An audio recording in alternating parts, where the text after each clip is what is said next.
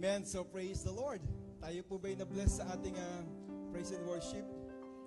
Amen. So tunay nga napakabuti ng Lord, no? Before anything else, I would like to find out if we have any newcomers in our midst. Meron ba tayong bago sa ating kalagitnaan? May nakita ko to si brother. Pangalawa na. Okay. Praise the Lord. Yan.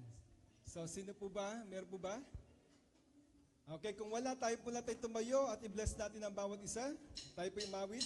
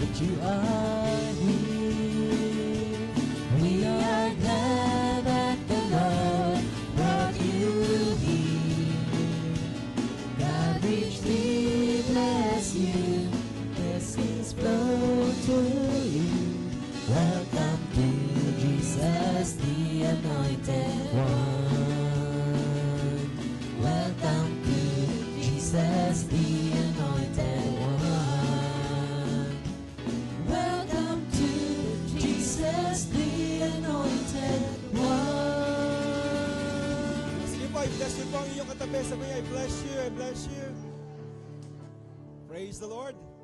Tunay nga, napakabuti ng Diyos sa ating mga buhay. Yan. At pa'y kayo na may puno na sabi mo, I receive it. I receive the blessings of the Lord. So praise God. God is so good. Yan. Sige po, tayo po'y makakaupo na. Hanapan na po natin.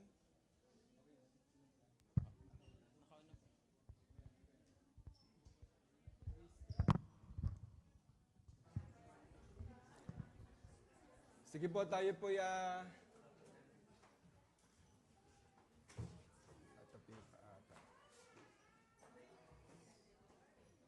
Sira.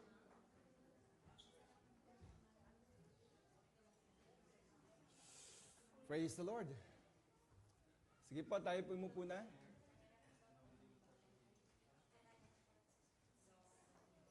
Yan, praise God. But before anything else, can we all declare Luke chapter 4, verse 18 to 19. Sabihin po natin, the Spirit of the Lord is upon me because He has anointed me to preach the gospel to the poor.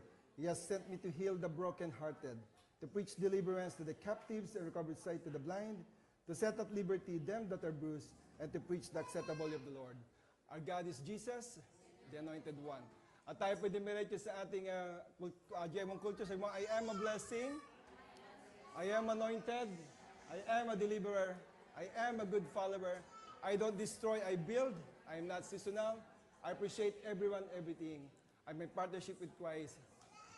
I'm not extreme. Praise God. I'm part of something big. Praise the Lord. So praise God. Sige po. Tayo po ay ma-happy pag-ibig day pa rin. Tayo po ay still nasa love heart ng ating month. But before anything else, sige po, yung mga nasa taas po, pwede po tayong upo na. Let's find a seat. Praise the Lord. Yan. Sige po. The title of my message this morning ay pinamagatan kong The Enigma of Marriage. Tayo pa pag-uusapan natin patungkol sa mga kasal, no? Sa mga marriage. Yung tinatawag na mystery ng kasal. The enigma of marriage, meaning a mystery of marriage. Etong buwan na ito, ay gusto kong ibahagi sa inyo kung ano ang sinasabi ng Word of God patungkol sa marriage. Sino ba dito may mga asawa na? Yan, no? O kaya nasa Pilipinas ang inyong mga asawa. So this message will be for you and also message for those singles na nagpaplano pa lamang mag-asawa, no? So, sa Genesis chapter 2, verse 18, ito po sinabi. Then Yahweh God said, it is not good for the man to be alone.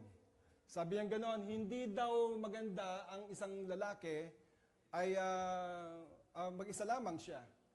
Therefore, I will fashion a suitable partner to be his help and strength. So meaning, i-create ng Lord ang isang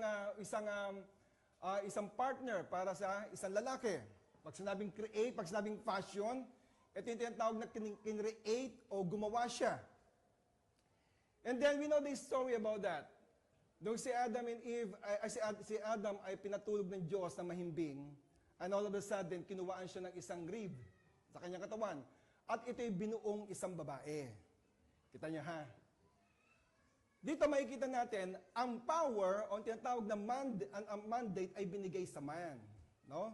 Ang mandato ay binigay sa lalaki, hindi po sa babae. Sabi ganoon dito sa verse 23, sabi ganoon, then Adam said, at last, one like me, her bones were formed from my bones, and her flesh from my flesh. This one will be called woman, for she was taken from man. Yan. So, kasi po, yung nangyari doon, ay si Adam po ang nagpangalan ng lahat ng hayop. Binigyan siya ng power ng Lord to rule his creation, yung sa mga hayop. So pinangalanan niya lahat 'yon. At siyempre, habang pinapangalanan niya, siguro wala siya nakikitang kamukha niya. Nakita niya yung unggoy, medyo hawig. Medyo hawig ng tao, pero sabi niya, mabalahibo. Hindi ito. O maybe yung kabayo, ginaganon niya, hindi masyado. Okay, elepante, ang laki masyado. So wala siyang nakitang kamukha niya. Sabi niya ganun, pero sinunod niya pa rin ng Lord. Pinangalanan niya lahat ng hayop. And one day, nakita talaga ng Lord na ang tao hindi talaga dapat maging mag-isa. Especially mga lalaki. Kailangan talaga magkaroon sila ng partner sa buhay. Tinest ng Lord si Adam during that time, nung siya'y pinangalanan niya lahat ng hayop. And he knows, Adam, na alam niya na wala talagang katulad niya. Kasi sabi ganoon, we are created in the image of God. So ibig sabihin nun, ang ating pag-iisip, pagkagaya rin ng Diyos, maayos ang ating pag-iisip. So nakita niya siguro, wala siyang kapares. So nalungkot siguro that time, sabi niya, wala akong partner. Pero gumawa ang Diyos. And then nakita na ni Adam, yung babae, sabi niya, at last, sabi niya gano'n, buti na lang, no? One like me, kagaya ko. Her bones were formed from my bones, and her flesh from my flesh. This one will be called woman, for she was taken from man. Actually, napawaw siya dyan eh. Wow, man! Babae kasi nakita niya eh. Ibang klase, no? Ngayon, hindi po yan ang ating pag-aaralan. Ating pag-aaral sa book ng Corinthians. Are you ready? But before that, let's pray. Heavenly Father, we thank you for this morning, O Lord. Maraming salamat po. At dinala mo kami dito sa church upang kami makinig, upang kami, Panginoon, mag-aral ng mga salita. Dalahin ko, buksan mo ang aming isipan, ang aming puso, upang sa ganun maintindihan namin ang iyong mga salita, at ito'y pumasok sa amin, Panginoon, at magbigay aral sa amin. In Jesus' name. And Lord, Holy Spirit, be with us. In Jesus' name, amen. In section of Corinthians, sa book of Corinthians, God has the perfect scripture for us this hard day. Yan, no? Merong binigay na perfect na verse si Lord sa book of Corinthians para sa atin. Where Paul answered a specific question. May mga questions sinagot doon that the Corinthians or Christians had asked him. Paul had received a letter asking for clarification that time. No? Nasa Corinthians siya, merong clarification, may mga born again na bago pa lang na nagtatanong patungkol sa pag-aasawa. Nakareceive siya ng mga letter asking for clarification on some issues that were in question. The first one is marriage. Ay ang unang-unang tinanong sa kanya. Kasi maraming bagong Kristiyano that time, o bagong Kristiyano sa pananampalataya, no, bago pa lang, na nagtatanong na at gusto nilang ng ilang patnubay sa pag-aasawa ayon sa Biblia. Sige, pabuksan mo natin ang ating Bible sa 1 Corinthians chapter 7 verses 1 to 6. Dito po tayo mag-aaral. Sabi nga sa verse 1, now, concerning the things that you wrote about, so dito nakita natin na nagbigay talaga yung mga tao ng question and answer kay Paul. Nagbigay sila ng mga tanong. Sabi ganon, it's good for men not to be married. Unang-una sinagot niya. Mas maganda ang isang lalaki ay hindi mag-asawa. Di ko siyempre lahat. Pero pero pastor, di ba ang gusto ng Lord ay may partner ang lalaki? Mamaya, sasagutin po natin. Verse 2, but in order to avoid sexual sins, each man should have his own wife, and each woman should have her own husband. Verse 3, husband and wife should satisfy each other's needs. Sabi ko no? Kailangan na masatisfy. Verse 4, a wife doesn't have authority over her own body, but her husband does. Kaya pala sinabi dun sa Bible, the two become one. No? Ibig sabihin nun, hindi mo na pag-aari ang katawang babae kaya nag-asawa. Ito belongs to each other. In the same way, a husband doesn't have authority over his own body, but his wife does. O di nangyari doon, parang naging vice versa. No?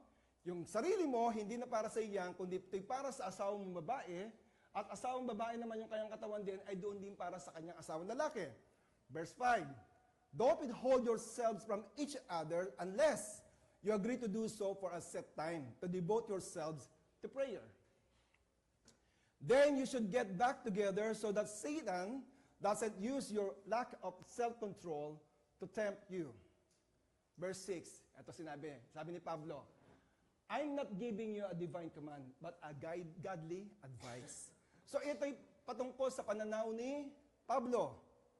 Pero may mga binanggit din siya doon na galing sa book of Torah, sa book of Genesis, na binanggit niya patungkol sa mag-asawa. Pero nagbigay siya ng godly advice to everyone. Ano yon? Sabi niya dito, kasi sa panahon noon, ang kasal sa Roman ay ibang klase. Ito, isa-isay natin. Ang kasal sa mga taga-Roman noon ay ibang-ibang kaysa sa ating ngayon. It's different from now. I-explain ko muna. Sa Roman, ang slave had no rights. Pag ikaw ay slave, wala kang karapatang mag-asawa. Ay, grabe, no? Kasi nga ikaw slave. So wala kang karapatang mag-asawa, hindi ka pwede magpakasal. Walang karapatang makapag-asawa ang mga slave that time. Kasi why? Kontrolado ng mga master nila ang kanilang ginagawa. Because meron silang master. Maging sa usaping pag-aasawa, wala silang karapatan. If a slave wanted to be together in one tent, for example, yung partner niya, gusto niya doon sa isang tent, magkasama sila, ang gagawin niya, magpapaalam pa siya sa kanyang master. At depende ngayon sa master niya kung papayagan siya o hindi. Na kung pwede silang magsama doon sa tent. Ang tawag na doon ay tent companionship. Ganon, no? So, nothing binding, this was called contubernium, pagka sa Roman language. Sa Roman din ay may tinatawag na common law marriage. Ito po ay ginagawa po sa ibang bansa. I think Canada ginagawa po ito. Paano ibig sabihin nito? Kapag ang isang lalaki at isang babae ay nagsama sa loob ng isang taon, sila ay tinuturing na kasal. Tawag doon ay common law partner o common law wife or marriage. So, ayun po ay tinatawag na inaalaw po yun ng bansang Canada. I don't know sa US. Kaya marami doon sa Canada gano'n, nagsama sila na matagal, common law na tawag doon. So, kapag isang lalaki ay nagsama sa loob ng isang taon, yun nga, no? Sila ay common law. Meron din kasal sa Roma na ang ama ay binibenta ang kanyang daughter sa prospective husband. Ito naman yung pinababayaran. I think sa ating may ganun din, di ba? Ang tawag doon? Ang tawag doon, may tawag doon eh. Yung papalitan yung anak ng 12 baboy. Dowry, di ba? Yan, no? Yan yun, no? Pero, at sama naman yung parang binenta, no? Pero sa panahon nila, ginagawa nila yon. Pag ang lalaki na gusto niya yung asawa, kasi if you can afford to buy my, to pay my daughter, so pwede kayo magpakasal. Ginagawa po noon nila yon. Kaya pala maraming ganung bagay sa sa Italy, mga ganung mga perspective. Meron din kasal sa Roma na involved ang tinatawag na ceremony and vows. Ito po ngayon na ginagawa natin ngayon. Di ba sa panahon natin, mayroong ceremony, may marriage ceremony, at mayroong mga vow na tinatawag. So, ito po yung pinaggayahan natin sa panahon natin. So, ayun ang ating inadapt. Wala tayong inadapt na binibili yung babae, Wala tayong in-adapt na tinatawag na common law. Sa ibang bansa, ginagawa yon. Pero I don't think so sa ibang lugar kung ginagawa yung tinatawag na common law marriage. And also, sa panahon noon, ay rampant yung tinatawag na divorce. No? Sa Roman. Sa lahat ng kasalang ito ay sa panahon yon ay rampant ang divorce. Ngayon, dahil ando doon yung mga Kristiyanong bago sa pananampalataya, so ginawa nila, dinala nila yung mga bagong Kristiyano ang lahat ng kulturang ito sa simbahan during that time. So, syempre, for example, you are here in the Cayman Islands, tayo tumutugma sa kulturang meron dito, tama? Kaya nga minsan yung mga ibang Pilipino na hindi na nakaka-uwi ng matagal sa Pilipinas, yung kanilang act, the way they talk, ay parehas-parehas na ng Kimanian. Kasi nga na-adapt nila yung kultura.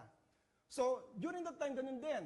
Yung ating mga kapatiran na mga bata pa sa pananampalataya, ay na-adapt nila yun at dinala sa simbahan, sa church.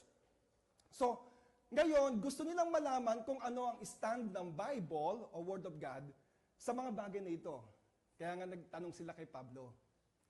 Unang sinabi ni Pablo, di ba? Mas magandang hindi mag-asawa ang lalaki. Ang hirap. Sabi niya gano'n. Sabi ni Paul sa kanila, that stay celibate. Di ba? Celibatry, di ba? May gano'n, di ba? Yung usually mga pari sa atin hindi nag-aasawa. Celibacy o celibat ang tawag nila, no? Yung tinatawag na one who abstains from marriage because of a religious vow. Yan. Sa Catholic, Roman Catholic, they practice that. Yung mga pare hindi nag-aasawa. Meron nga tayong kapatiran na muntik na magpare. Kala hindi niya kinaya.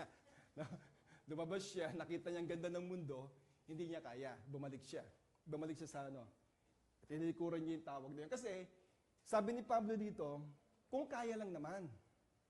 Kasi pagka ikay tinatawag na hindi ka kasal, this will allow you to spend more time at commitment mo kay Lord.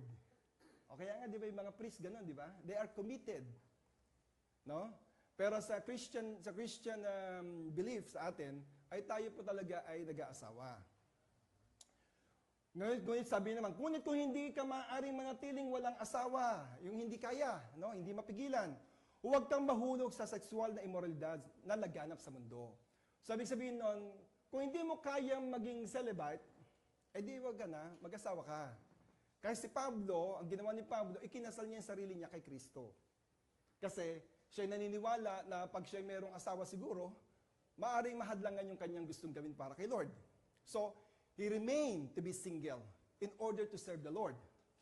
So, humanap ng asawa mga kasama mo sa iyong buhay, sabi ni Pablo. Pag hindi nyo kaya, mag-asawa kayo kasi it is command by the Lord. Na hindi pwede ang babae at lalaki kailangan maging mag-asawa. Nagbigay si Paul ng mga payo na dapat meron tayo sa mga taong kasal. Sino uli yung mga kasal dito? Let me see the hands. Yeah. Nagbigay si Pablo ng payo. Ito ha.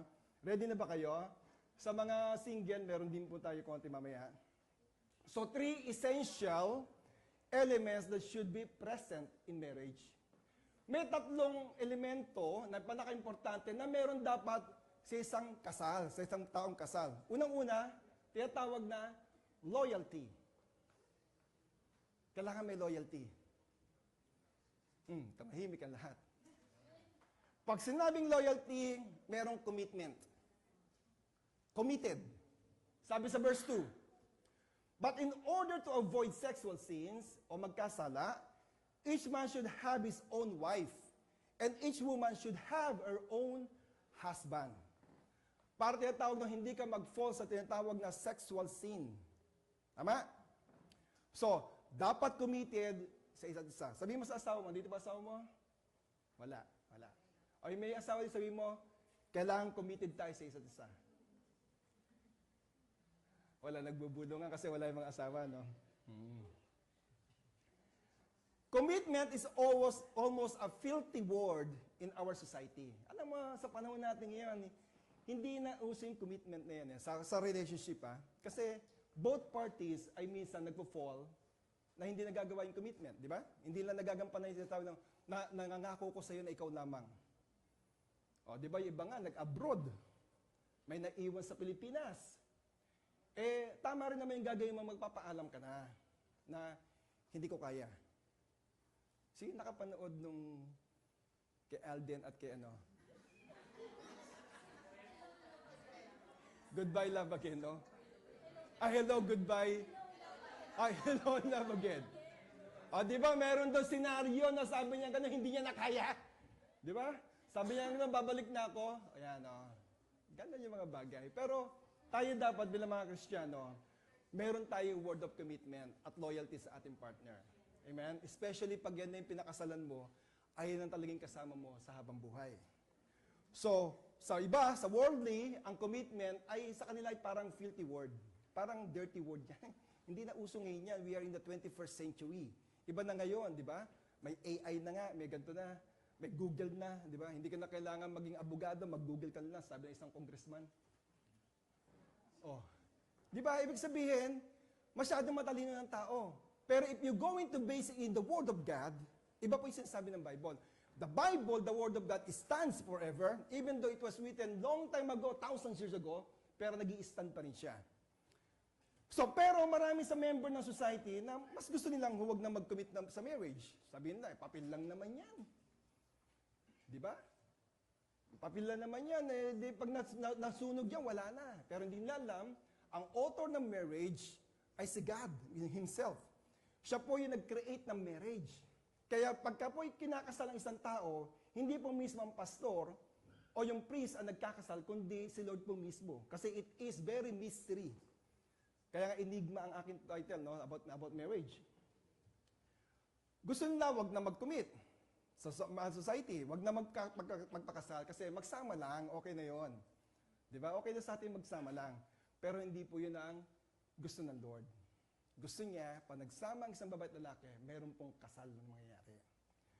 Pero sinabi ni Paul sa kanila na maging loyal or faithful sa bawat isa. Kaya na may asawa na, maging loyal ka sa iyong asawa.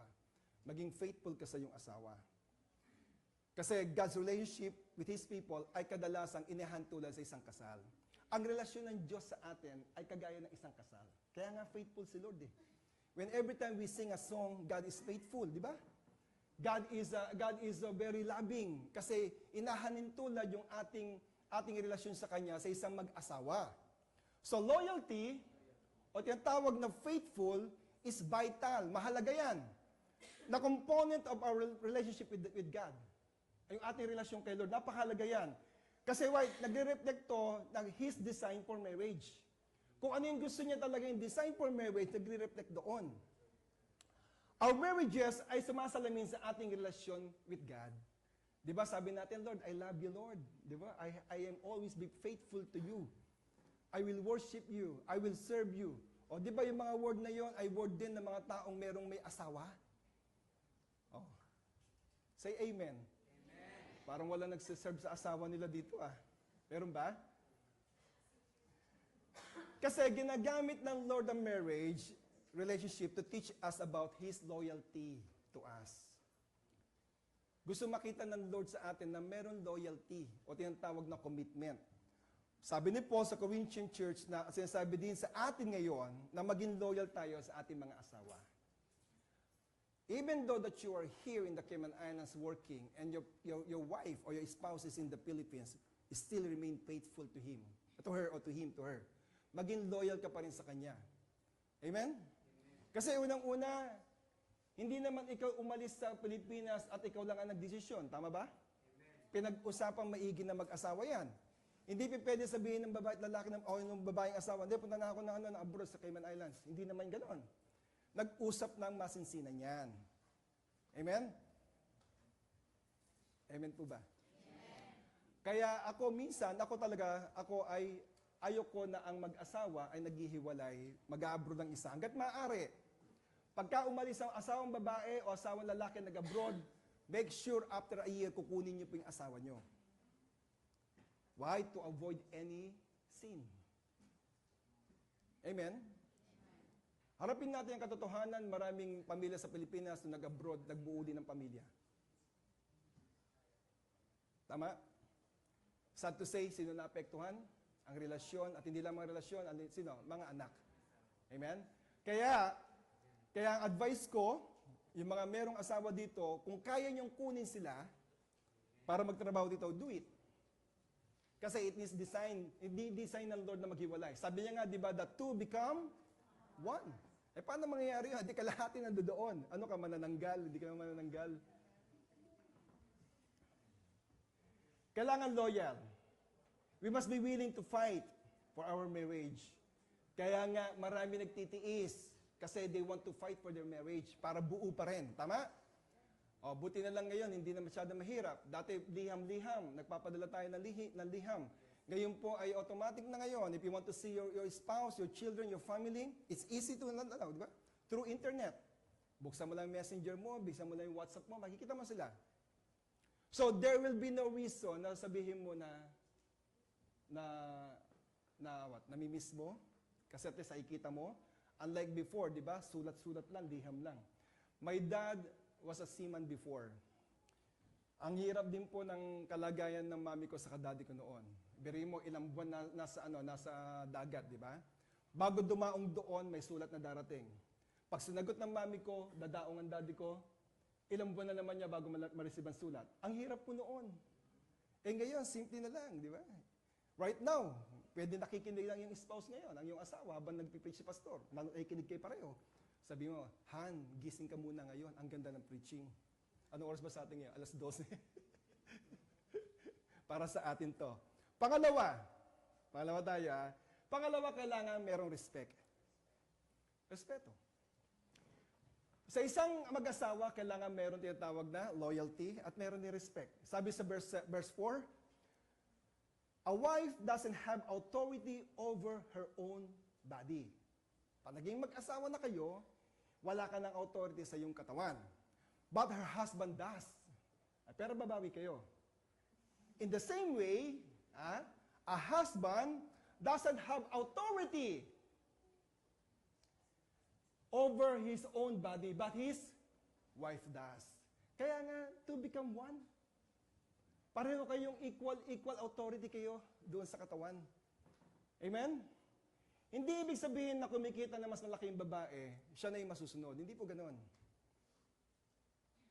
Kasi ganun po nangyayari madalas. Kung sino yung malaki ang kita, siya yung mayroong boses sa bahay. Amen? Hindi po ganoon. Kailangan equal authority. However, ang ginawa po ng Diyos, ang lalaki po talaga ang head of the family.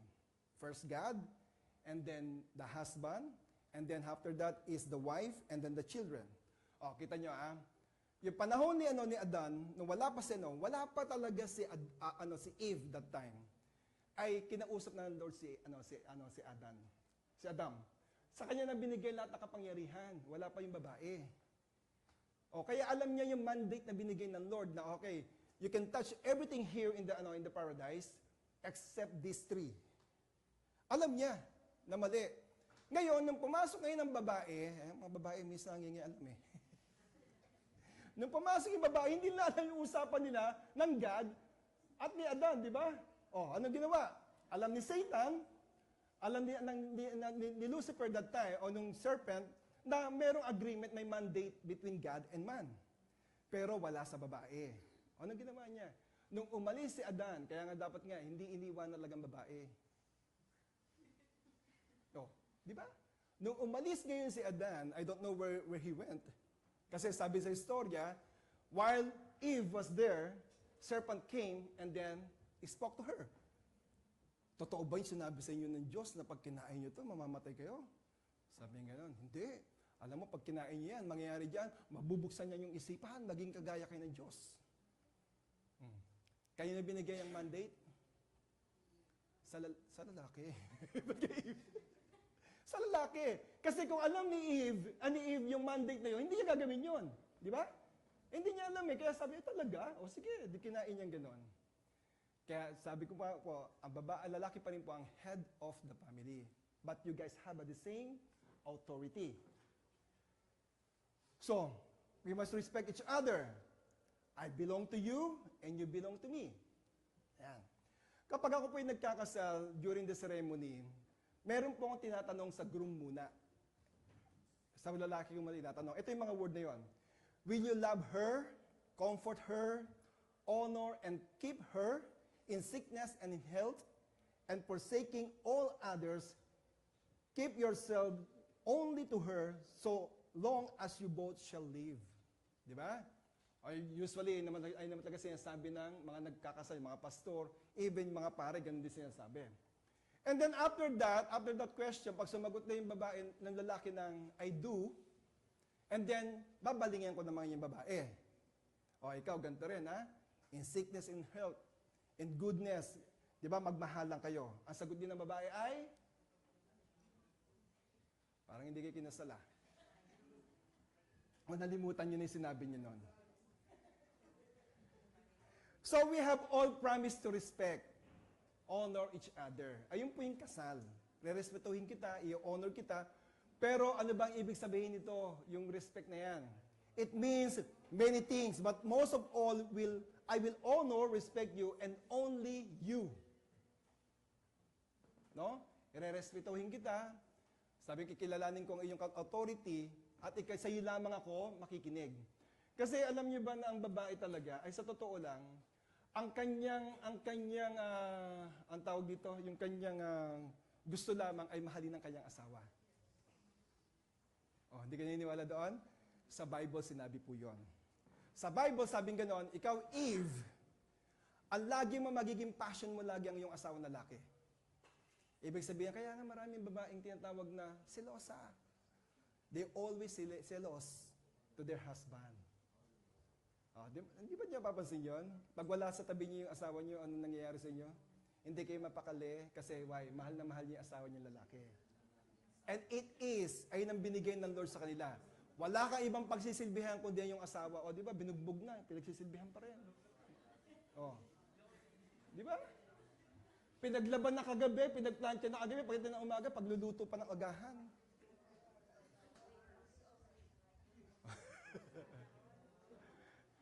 Ano naman sinabi sa lalaki? Ganito naman sinabi sa lalaki, ikaw naman lalaki, kailangan mo magbanat ng buto para meron kayong pakain sa iyong pamilya. Kaya nga ang lalaki ay tinatawag yan ay supporter ng kanyang family. Amen? Nakuha natin? So yan. So, the bond designed by God between a husband and wife promotes respect in their marriage. So, yung bond na binigay doon, na dinesign ng Lord doon sa husband and wife, ito yung nagpo-promote na tinatawag na respeto sa kanilang pagiging mag-asawa. Yung parang, I am yours and you are mine. Sino yung may asawa dito? Sabihin mga, I am yours and you are mine. Yan.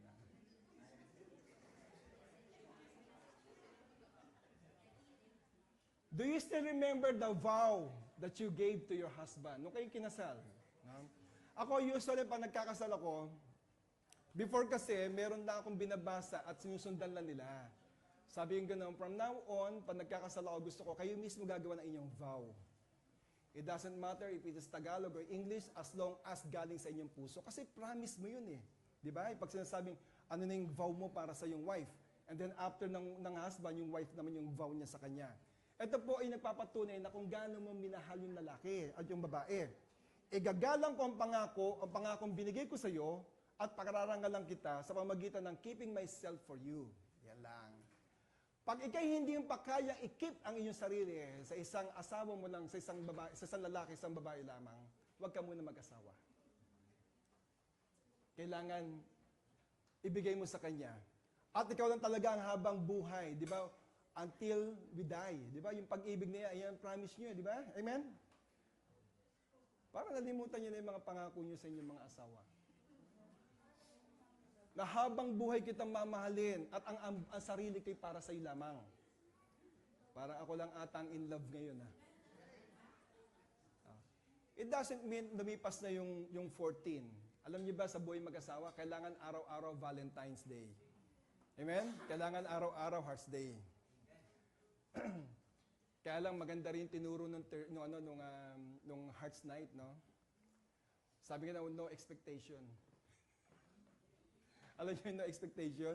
It doesn't matter kung may regalo o wala. Ang galing, nagpalakpakan yung mga lalaki doon. Yung sabi lang tingin sa asawa, no expectation, ha? Yung para sasabihin mo, I will honor you, I will respect you, and care for you. You are very valuable to me. Ayun yun eh. Ikaw yung valuable sa akin.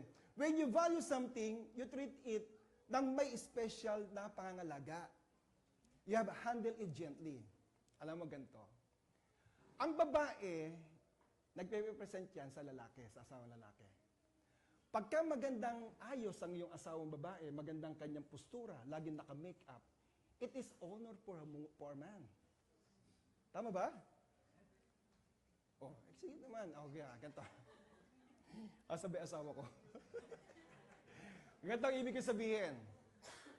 Pag laging merong compliment na sasabi, ang ganda naman ng asawa mo, laging naka-makeup, laging nakaayos. Di ba? Sa mga lalaki, tayo'y tuwan-tuwa doon. Tama ba? Kasi, yun, tama yun. Naalagaan yung sarili. Kaya lang minsan, no, napapasobra naman ng babae, no?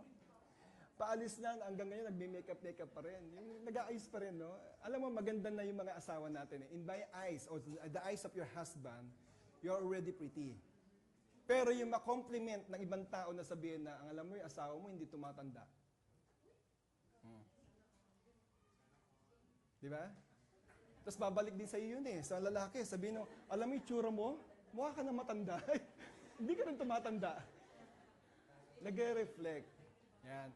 Kaya kayo mga babae, may advice, no? Always keep yourself pretty. Not only in the eyes of your husband, but also in the eyes of other people. Because it is our honor na sabihin nila na, ang ganda naman ng asawa mo, maski 3 na yung anak nyo. No? My wife was always receive a compliment sa ganyan. No? Yan sabi na, alam mo, Nora, hindi ka tumatanda. Kasama ako, pati ikaw, Bong, hindi ka rin tumatanda. Sabihin lang, ang ganda ng mukha mo. Tapos titingin ulit sa akin, pati ikaw, ang pogi mo rin. Ibig sabihin nun, husband, take good care of their wife. Kasi nakikita. Wala nakikitang black eye. Wala nakikitang galos. Kundi flawless. Di ba? Ang ganda ng asawa. Amen? Tama ba? Yan, no? Kaya mga babae, syempre, ayusin nyo rin yung inyong sarili. Hindi ibig sabihin na marami na kayong anak tapos hindi na kayo mag-aayos. Kailangan maging maayos pa rin kayo. Amen? Kasi mga lalaki gusto nila laging maganda ang kanilang asawa. At lahat na lalaki ay magsasabi ng Amen. Siyempre. Oo. Imagine yung asawa niyong yan na babae. Ang daming nanligaw dyan. Pero ikaw ang sinagot. Oo. Para wala nanligaw ikaw lang Nakukuha ba natin? Amen? Kasi why? The relationship between husband and wife is very valuable and not something to play with. Hindi yan parang pinaglalaroan mo lang. Yung inyong yung binavalue mo yung asawa. Kami po ni Pastora Nora this year, we are 29 years ng kasal, no, sa June. Oh. I know and I believe marami dyan mas matagal. Si Ate Cristina, ilang taon na Ate Cristina? 37, parang edad ni Gail, di ba? O, lalo si Ate Ikaw, Ate ilang taon? 46? Oh, di ba? O, tumatagal lang pagsasama kasi nga, naayos, no? Binavalue natin, hindi ito pinaglalaroan. Ang pag-aasawa, hindi po yan pinaglalaroan. Ito po ay sacred in the eyes of the Lord. Paul writes that we should respect, honor each other in our marriage. Ngayon, pangatlo, punta tayo sa pangatlo. Pangatlo ay understanding. Kailangan merong understanding diyan. Ano ibig sabihin diyan? So, do not continue to refuse your spouse those rights. Alam niyo, ang bawat mag-asawa ay merong rights yan. Wag daw natin yung wag daw natin yung i-refuse sa kanila. Except perhaps by mutual agreement. Actually, pinag-uusapan kasi dito is sexual na ng mag-asawa. Ngayon, syempre, respect each other or understand each other. Pag ang asawa nyo ay magpipray, of course, hindi pwede. Pag ang asawa nyo rin ay nagpa-fasting, syempre hindi rin pwede. Kaya nga meron tinatawag na mutual agreement doon. Sabi nga for a specified time so that you can both be devoted to prayer, and then you should resume your physical pleasure so that the adversary, ito daw, no? Kaya daw, alam niyo ba, wala naman sigurong bata dito, no? Ang sex po is a gift of God sa husband and wife. Bakit ka mo? Kasi yung pleasure na binibigay nun. At hindi lamang yung pinag-iisa kayo ng Lord during the time. Amen? Kaya sabi gano'n, sa mga parting gano'n, hindi na pinagkakait yun sa asawa. Kaya nga nag-asawa yung asawa nyo para hindi magkasala, hindi na tumingin sa iba. Amen? Pero sabi gano'n, kailangan meron din understanding. Kung tayo lahat naman tayo dito yung Kristiyano, pag ang asawa nyo ay nagpa-fasting, syempre, igagalang nyo yun. You should understand. Pag nagpipray siya, igagalang nyo rin gano'n. Pero sabi doon, after daw, and then you should resume your physical pleasure so that the adversary, pag sinabing adversary yung kaaway o si Satan, cannot take advantage of you because of this desire of your body. Para hindi magkasala. Nakuha natin? Yan. So do not deny each other the blessing God has given you as a married couple. Huwag mo daw i-deny yung blessing na ibinigay sa inyo ng Diyos. Sa pagiging mag-asawa, meron yun na. Huwag ipagkaisa ang ibinigay ng Diyos sa inyo bilang mag-asawa.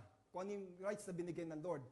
Ang inyong marriage ay dapat na isang relasyon ng pag-ibig at pag-unawa, hindi isang kaparusahan. Amen? Hindi dapat siya parusa.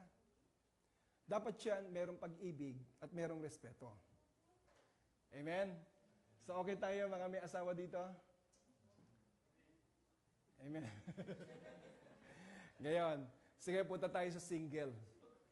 For single na naman, let me see the hands yung mga single dito. Pwede ba makita yung mga kamay ng mga single? Yan na, single. Single naman, no? Okay, ito, do not deny, sa mag-asawa na, do not deny each other the blessings God has given you as a married couple. Yan, no? Huwag daw natin i-deny yun. Ngayon, sa mga single tayo, ito mga babae, ito naman yung dapat yung tignan for your future husband. Yan. At sa mga lalaki rin, ganun din, no? Sa mga lalaki rin, ito rin hinahanap nyo na para sa inyong future wife. 3 qualities lang yan to look for in a future better half. 3 qualities. Okay na kayo? Yung mga single, number 1, may relasyon kay Lord. Kailangan may relasyon kay Lord. Mayroong personal relationship with God. Genesis chapter 2:15, the Lord God took the man and put him in the garden of Eden. So, ginawa ng Diyos, kinuha niya si Adan, idinala ngayon sa may Garden of Eden. So, meron silang relasyon. Sabi sa Bible, sila ay nag-uusap. No, they talk. So, kasama si Lord ang hahanapin nyo, mga babae at lalaki na single dito. Kailangan ang hanapin nyo ay kasama si Lord. Merong Lord sa puso nila. Mas masarap ang relasyon na kasama si Lord. Kasi ganito po nangyayari. Pagka walang kasama si Lord, meron kasing tinatawag na nagkukunwari. Aatin sa church. At meron nagustuhan kasi sa church. Aatin na maraming beses. At pag napauo na yung babae, ano nangyayari? Nawawala yung babae sa church. Kasi bakit ka mo hindi kasama si Lord doon sa plano ng lalaki? Nagkakaroon ng evangeligaw. Ligawan na nangyayari. Kaya maganda, ang hahanapin nyo ay merong relasyon kay Lord. Upang sa ganun, pareho kayong magsiserve kay Lord. Meron din mga lalaki na ganito naman, pinamimili naman ng babae. Nung una, umaatin ng church dahil nga gusto yung babae. At yung babae ay isang member ng isang ministry, let's say, sa music ministry. Member siya ng music. Darating ngayon ng lalaki, nanligaw, sinagot. At nung sinagot na, ito na ngayon, may mga practices sa mga music ministers natin. At ang ginagawa ngayon ng lalaki, pinamimili. Sino mas mahal mo? Ang ministry mo o ako? Eh, syempre, sasagot ng babae, hindi ikaw, si Lord. Meron po nangyaring ganyan na pinamili, napahiya yung lalaki. Sabi niya nga, wag na wag mong ipamimili ako between you and God. Kasi alam mo kung sino pipiliin ko, si Lord. Amen? Sige, patapakan na si Lord. Yan ha? Mga single, make sure ang pipiliin nyo ay mayroong relasyon kay Lord. Upang sa ganon, you should not have any conflict with your faith. Tama po ba? Para walang komplikado sa ating faith. Having God in your relationship can be very beneficial. Maganda yan eh.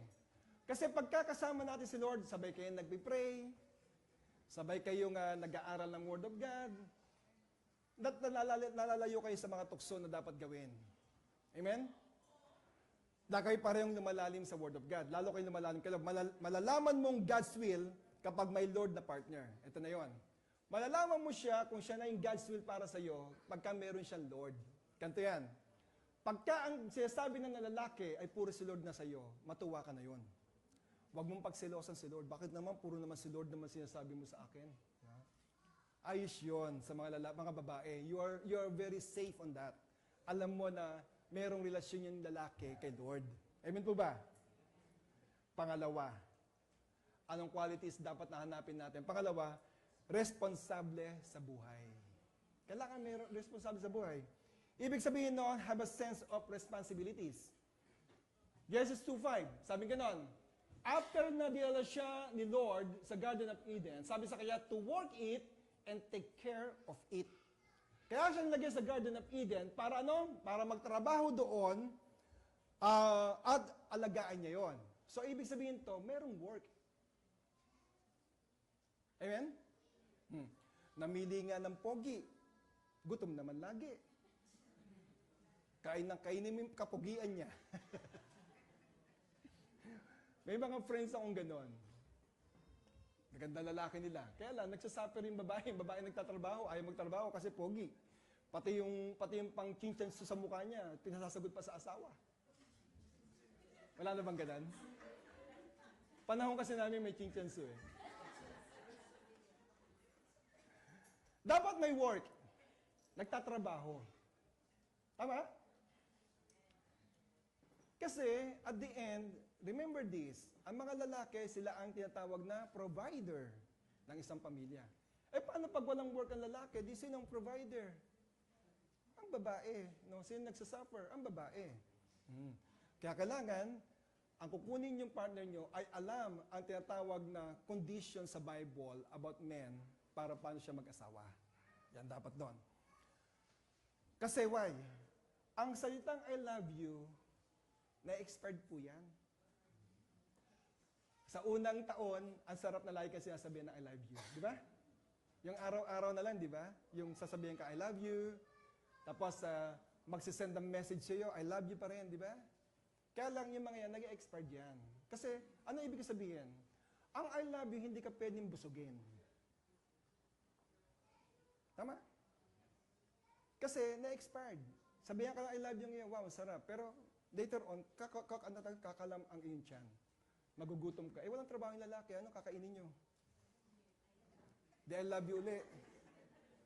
Baka magkabatuhan na ng pinggan. O, to I love you. O, saluhin mo. Ang nagmamahal, nagbibigay. Yan ha? Ang nagmamahal, nagbibigay. Si Lord may action. Nung sinabi ng Lord na mahal kita, merong action si Lord doon. Kita niyo ha? John 3:16. For God so loved the world that He gave. Oh. Sabi mo sa katabi mo, lahat na nagmamahal, nagbibigay.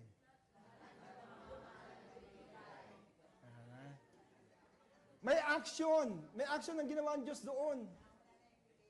Hindi lang sinabi na I love you. Ya, alam mo, I love you na yan. Maganda sa pandinig yan. Kaya lang, ibig sabihin, later on, kung 10 years na puro I love you lang at walang pagkain, ano mangyayari sa atin? Kasi why? If you love someone, you should learn to give. Love requires action. Mapapakita mo na mahal mo ang isang tao sa pamamagitan na merong gawa, na may action. Pag ang lalaki ay nagpaplano patungkol sa kanyang pamilya, matuwa ka doon. Nung sabihan kang patatayuan kita ng bahay sa ibabaw ng buwan.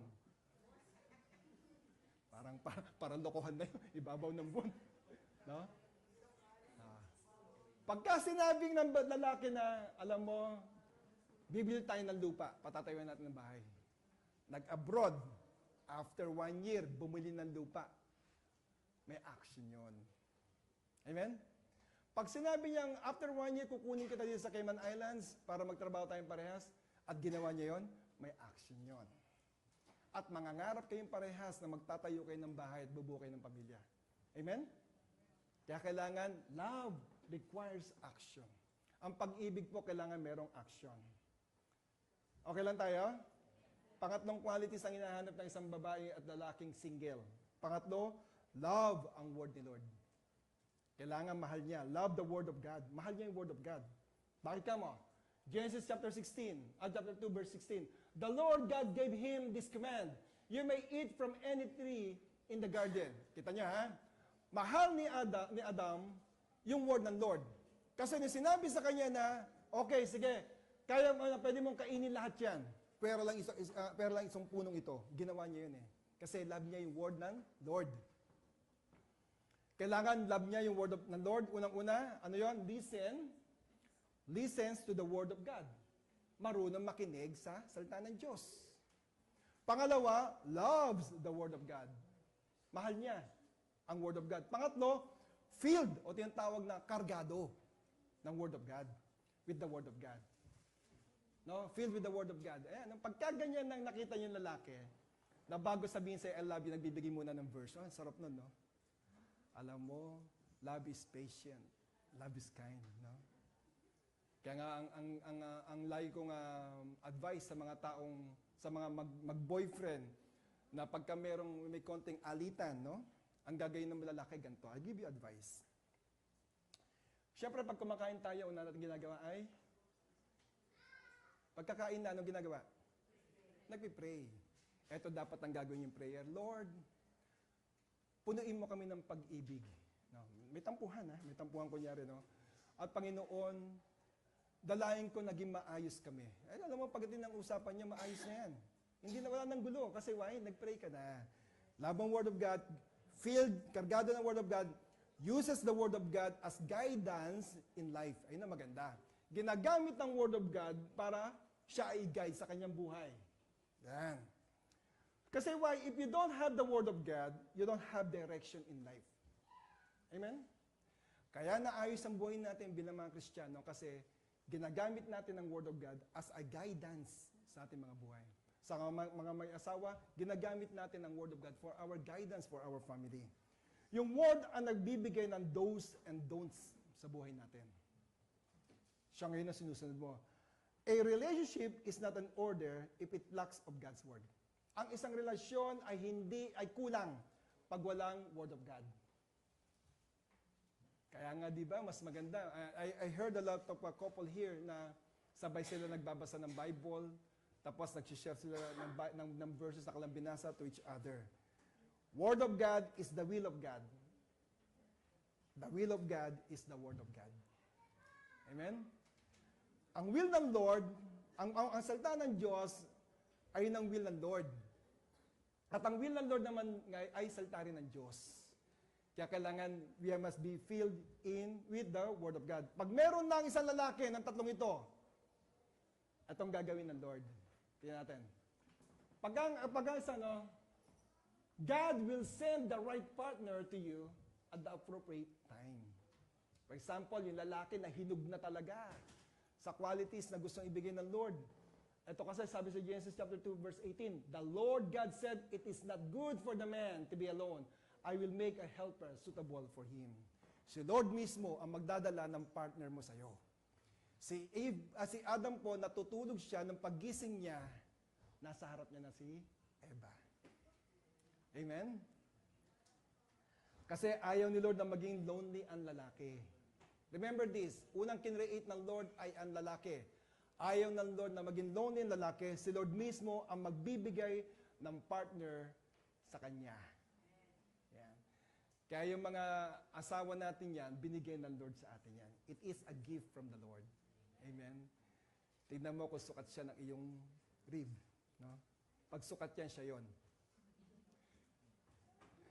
Ito ngayon ang mystery ng marriage. Kaya ako sinabi enigma kanina, kasi may mystery siya. Ito mystery ng marriage. For this reason, a man leaves his father and his mother to be unselfishly attached his wife. Amen? They become one flesh as a new family. Yan. Kaya nga, it is not advisable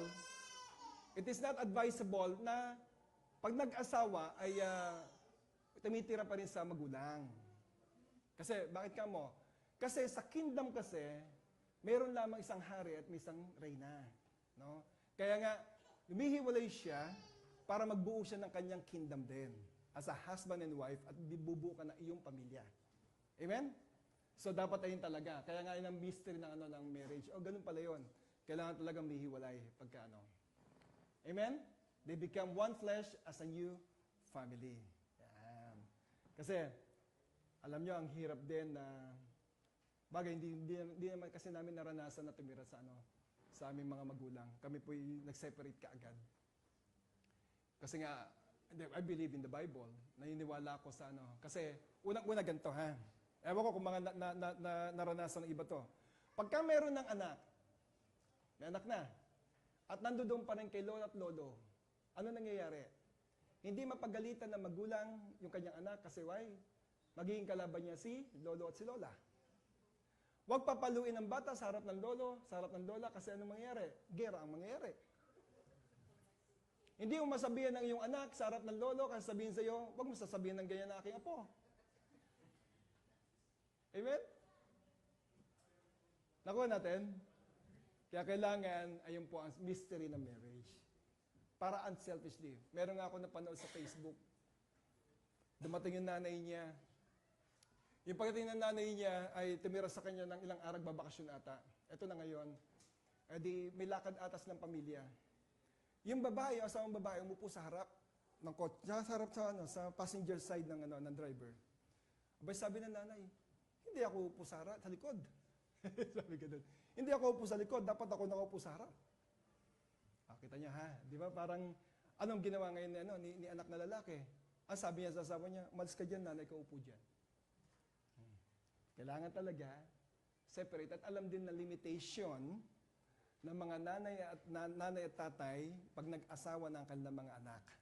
Upang sa ganon, hindi natin masaklawan yung kanilang kapangyarihan sa kanilang pamilya. Amen? Okay ba tayo doon? Amen. Can we give God a clap of praise? Pwede ba tayong tumayo lahat at tayo mag-pray?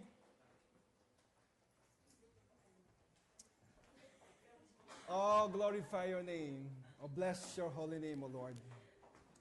For you are great and you are worthy to be praised. Your love endures forever. For you are our God.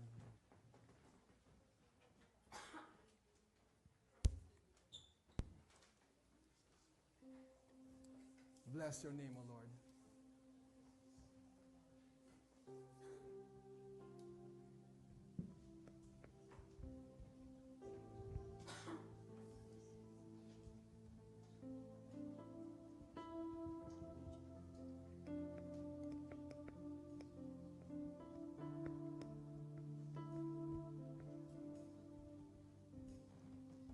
Will see forever.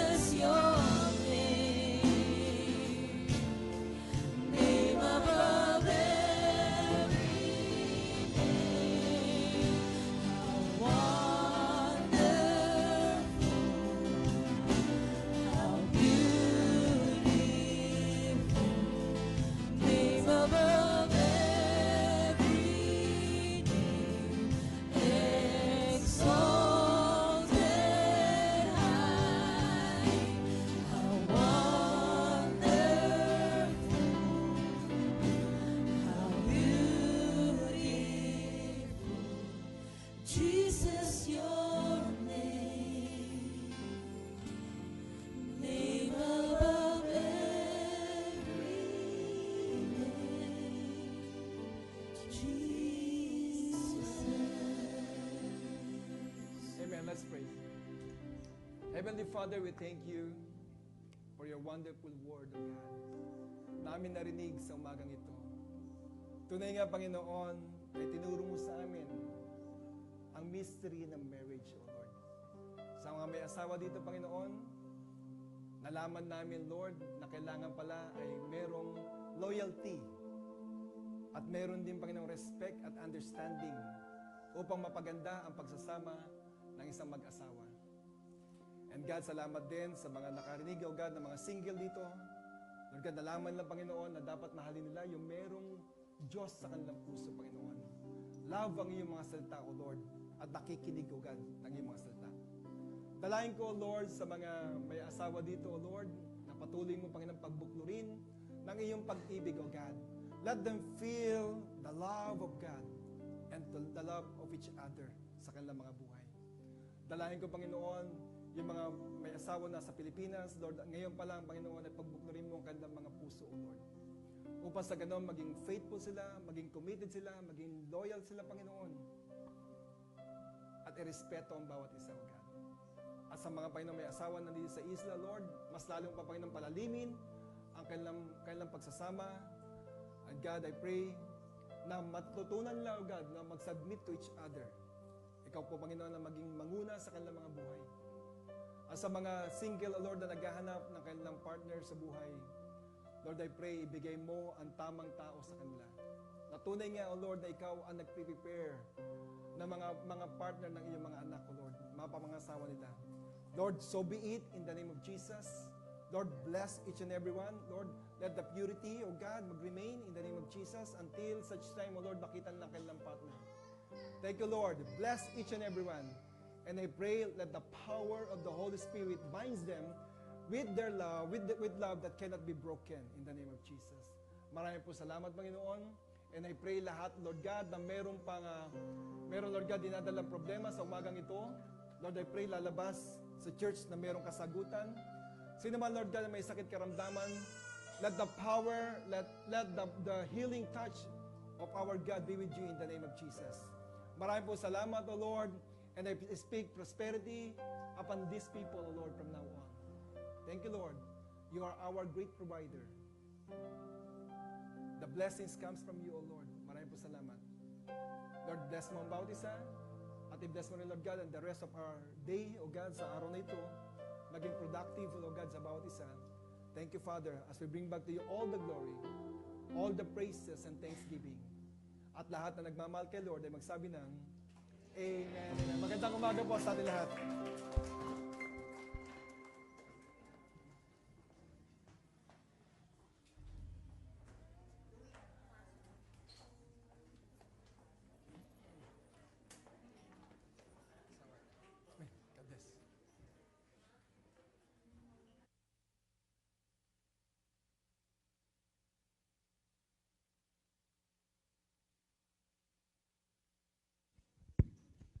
Praise God. Ayan. So before po tayo dumako sa ating giving, quick announcements lamang po.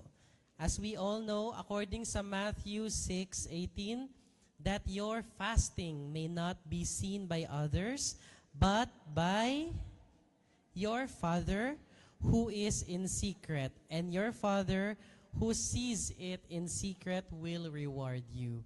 Alam po natin sa Bible na binanggit po ang prayer and fasting. Siniti may mga panalangin. Yung talagang alam mong meron kang mataimtim na pinapanalangin these days. Could be your career, your relationship, your family, your workplace, kung ano man yung pinapanalangin mo. The Bible says there is a fruit in prayer and fasting. Kaya po ang JA1 Cayman Islands ay magkakaroon po ng 7-day or 1-week prayer and fasting which will start tomorrow, February 17. Bakit po natin ginagawa ito? Dahil po, nasa Bible po na hindi lang po tayo dapat basta nagpe-pray. We have to offer this kind of sacrifice, di ba?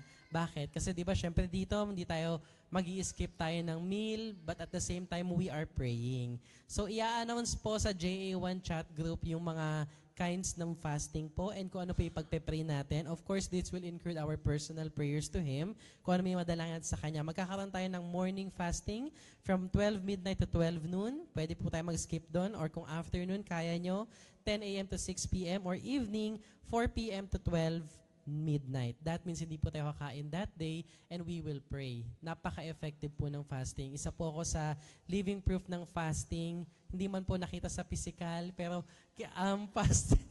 Resulta po ako ng fasting kasi pinag-fasting ko yung lahat ng pinsan kong nadala namin dito sa Cayman Islands and they're all here. Last week, another pinsan po ang dumating sa Cayman Islands and naniniwala po ako sa prayer and fasting. So let us support JA1 Cayman Fasting. Maliban sa nakapag-pray ka na, nakapag-fasting ka na, guaranteed na po, papayat kayo ng very light yan. one week lang po yun. Ayan. And I'd like to thank everyone who made it to the Hearts Night last February 12 dito sa ating church po. Lahat ng single at taken that very moment ay nagpunta dito, nag-games tayo, nagkainan tayo. Salamat po sa lahat na nagsuporta. And just a quick announcement, on March, magkakaroon tayo ng another special event. Lahat po dito ay possibly po hindi pa po mga magulang o may sino po yung mga parents na po dito. Ayan, makaka-relate kayo dito kasi hindi man po lahat naging parents pero for sure lahat ay naging anak, di ba? Dahil lahat tayo mga anak, ano po ba ang meaning ng anak? At ang ating pong special event ay pamamagatang ang natatanging alalahanin ko. So, A-N-A-K, anak. Okay? We will realize kung ano po ba ang relationship ng anak na nasasabi sa Bible. It's best po kung kayong mga magulang na nagtaas ng kamay, you can bring your sons and daughters here on that very special event which will happen on March 12. So, Wednesday na po. Na Wednesday po ng March 12, I mean. Yan. So, in the next 3 weeks, magaganap po ang ating special event and yours truly, isa pong anak ang mag-share po ng Word of God on that night. I invite you wholeheartedly that let us support our special event para po ito sa mga anak lahat po. Amen? So kung kayo may pinagdadaanan din sa pagiging anak o may napagdaanan bilang anak, lahat tayo naging anak. At lahat tayo mga anak hanggang sa moment na ito. So please come on our special event on March 12. Sa ating pong prayer and fasting, ipopost po sa J1 chat group, lahat po ng schedule for this week.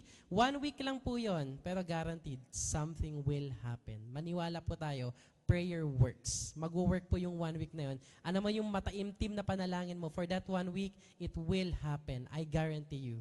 So support po natin ang prayer and fasting, at yun lamang po for today. Giving na po.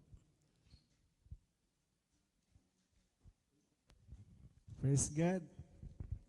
Mapagpalang umaga po sa ating lahat. Gusto niyo po ba ng biyaya? Amen. Alright. Tayo po idadako sa ating tithes and offering. Kuha muna tayo ng kodigo. Ayan po. Mayroon po akong 3 puntos or 3 scriptures na isi-share sa inyo. Ito po ay tungkol sa pangako ng ating Panginoon. So sa atin po, sa pangako natin sa ating mahal sa buhay, mayroon tayong respeto, loyalty, and understanding. So ganun din po sa ating Panginoon. Ngayon po, ang Panginoon ay mayroon pong pangako sa atin. Subalit, ang mga pangakong iyon ay mayroong mga kalakip na alintuntunin. At ano po yun? Ayon sa Joshua 1, verse 8, okay, mayroon ako dito, huwag mong kaliligtaang basahin ang aklat ng kautusan. Pagbulay-bulayin mo iyon araw at gabi upang matupad mo ang lahat ng nakasaad doon. Ano daw? Pagbulay-bulayin upang matupad. Sa ganon, magiging masagana. So, yung kasunod yung sinasabi na sa ganon, upang maging masagana at matagumpay ang iyong pamumuhay. Amen po ba? And then, doon din po sa Matthew 6:33, Mayroon ding doon, alituntunin. But, sabi niya, seek first His kingdom and His righteousness. Alamin daw natin ang kanyang kaharian.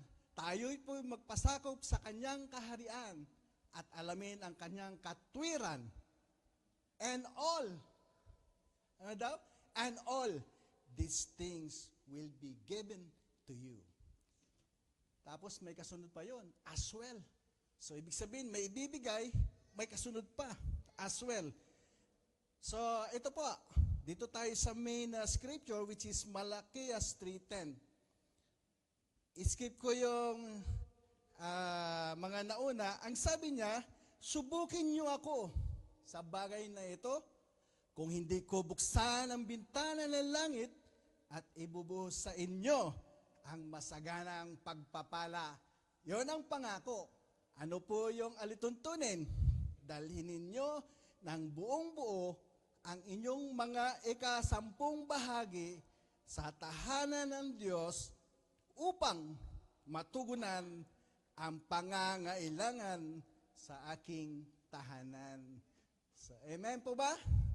Okay, so kung mayroong pangako, mayroon po tayong susunding mga alituntunin. Ay, taas po natin ang ating ikapo. Panginoon, maraming salamat po sa umagang ito. Maraming salamat, Panginoon, sa masayang puso na kami magbibigay. At maraming salamat po, Panginoon, sa mga anak ninyo na makapagbigay sa umagang ito. Bless them, O God. Biyayaan mo po sila ng lubos-lubos. Masaganang pagpapala, Panginoon. Ganon din po, Panginoon, ang hindi makapagbigay sa umagang ito. Bless them, O God, upang sa susunod, Panginoon, sila din po ay magbibigay. In Jesus' name we pray, Amen. Magbigay na po tayo.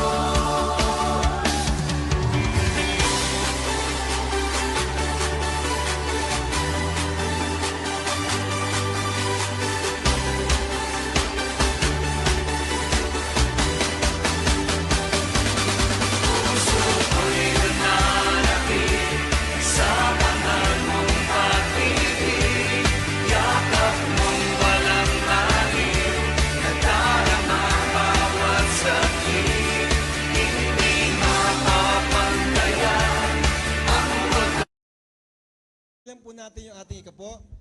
Lord, I pray lahat, Panginoon, ng biyaya sa pagbibigay ng ikapo at ng offering ay dumaloy sa mga taong nagbigay sa iyo sa araw na ito. Dalahin ko, Lord God, na lahat na naisulat ay merong kasagutan na sa pangalan ni Jesus. And Lord, paramihin mo ang perang ito upang magamit lamang, Panginoon, sa paglaganap ng iyong mga salita sa islang ito. Thank you, Father, to you all the glory and praise in Jesus' name. Amen. Alright, tayo pa tumayo. Stand up and give Him the praise. Hallelujah.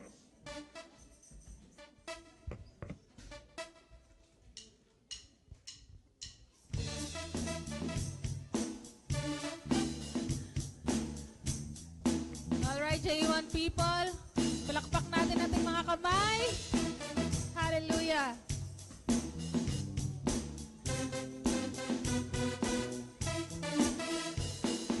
Who is like the Lord? There is no one who is like the Lord. He is strong and mighty. Who is like the Lord? He is worthy, stands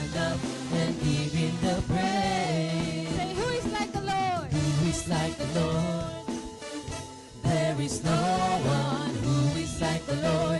He is strong and mighty. Who is like the Lord? He is worthy. Stand up and give him the praise. Praise the Lord. Praise the Lord. Praise the Lord. Praise the Lord. Our God is worthy of glory. From the rising of the sun till it's going down, the name of the Lord is to be praised.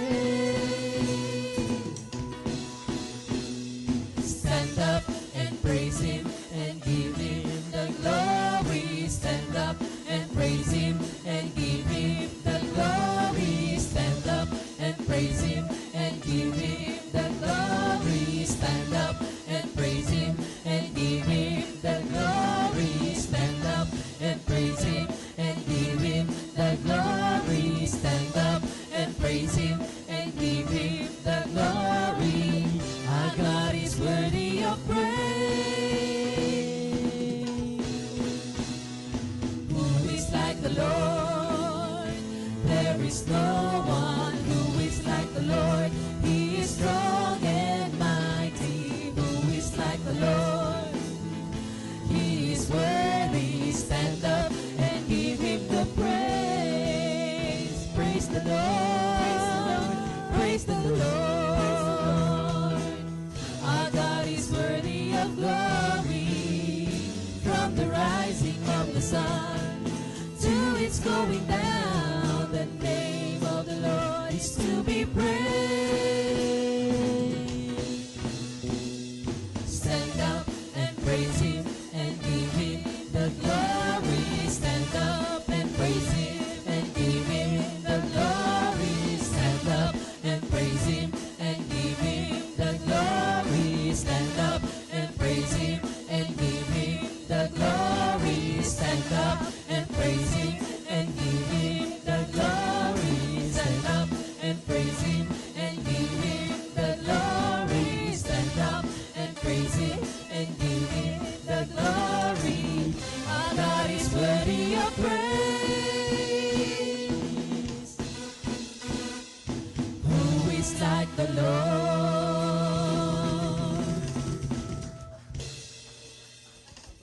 Sige po, tayo manatiling nakatayo. Heavenly Father, nagpapasalamat po kami for the success of this day. Panginoon, Lord, salamat sa aming narinig sa umagang ito. Lord, thank you, Lord, for teaching us yung tamang pag-ibig, Panginoon, sa mag-asawa, Panginoon, sa mga single, sa mga naghahanap ng partner, Panginoon. Thank you, Lord, for reminding us, Panginoon, yung mga qualifications. And salamat, Lord, sa taong ginamit nyo to deliver your word today. Salamat, Panginoon, sa kanyang buhay. Continue to use him. Lord, ibalik nyo yung mga kalakasang nawala sa kanya, Panginoon, Lord. And thank you, Lord, kayo po magbabalik ng blessing, Panginoon, sa kanyang buhay. Pati ganoon na rin po sa kanyang pamilya. And Lord, salamat po sa bawat isa na nandito, Panginoon, na nagbukas sa kanilang mga puso para makinig ng inyong salita. Lord, nawa lahat ng aming napakinggan ay tumanim sa aming mga puso at madala namin saan naman kami magpunta, Panginoon. Lord, sa paglisa namin sa lugar na ito, salamat, Panginoon, sa inyong proteksyon. Lord, saan man po kami magpunta, anuman po ang aming gagawin sa araw na ito, kami po ay magiging matagumpay dahil kasama namin kayo. And salamat, Panginoon, sa pag-iingat. And Lord, salamat sa kalakasan sa panibagong linggo na ito.